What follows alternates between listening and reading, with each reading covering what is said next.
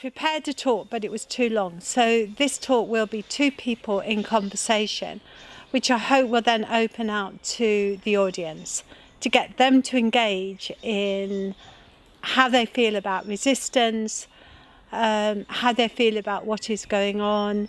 Is resistance futile, or is resistance the supreme act of faith? It began because I was in Hong Kong and I went into the detention centre for Vietnamese asylum seekers. Well, when I met Lan, who at that time was 17, and she told me her story of actually being in detention for close to 10 years, and the story was horrendous. Escaping from Vietnam, being detained in China, eventually escaping from China and then Hong Kong.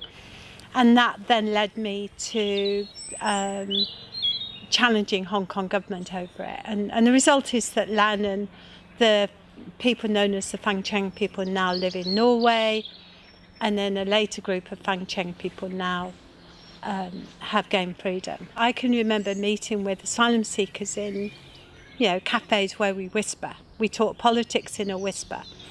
And I met with some people, the Hmong people, who were very scared to come, and it was, that's a whole long story, but which probably gives me that underlying belief that actually if we do something, there are consequences, and the consequences immediately aren't necessarily good, but then the longer term consequences are, kind of engaging these forces of energy that end up being good. Just recognising we all have power.